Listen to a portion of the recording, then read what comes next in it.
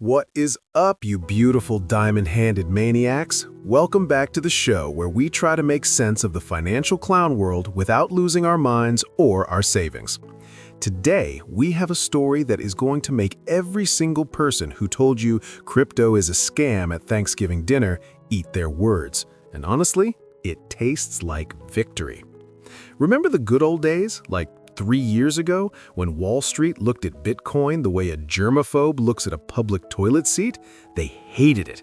They called it rat poison. They said it was for criminals. Well, guess what? The wind has changed, folks. And it's not just a breeze, it's a full-blown hurricane of institutional money.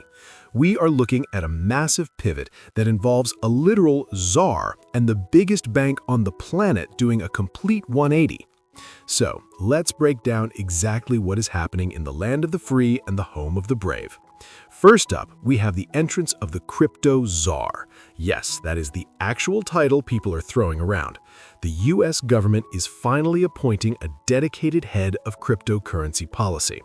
Now, usually when you hear government official and crypto in the same sentence, you assume someone is getting arrested. But this time, it's different.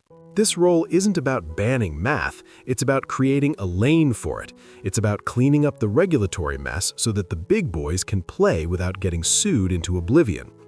And speaking of big boys, look who just walked into the club.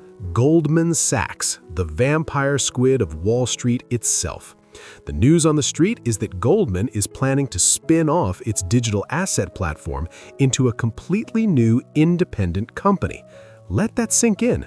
The bank that represents everything TradFi is taking its crypto technology, packaging it up, and sending it out to conquer the world as a standalone business. They are basically building the plumbing for the future of finance, allowing other institutional giants to trade and settle assets on the blockchain.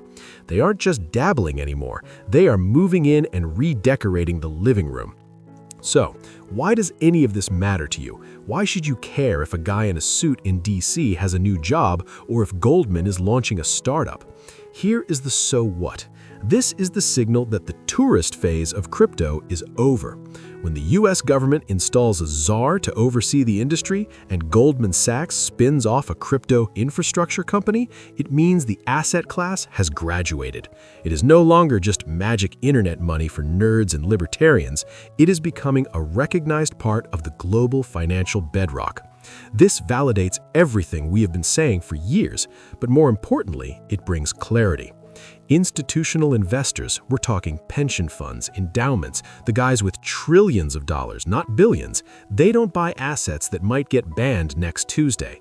They buy assets that have a czar watching over them and Goldman Sachs handling the plumbing. This is the green light for the floodgates of capital to open. So, before you go and mortgage your house to buy a coin named after a frog wearing a hat, let's talk about now what? How do you actually play this? You need to stop thinking like a gambler and start thinking like a venture capitalist.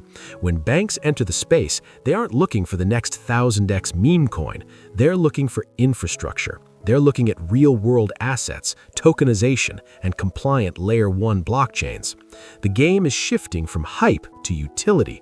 If you want to survive this cycle, look at what the banks are building on, not what the influences are shilling. The volatility might go down, which sucks for the adrenaline junkies, but the floor just got a whole lot higher. We're moving from the Wild West to the Industrial Revolution.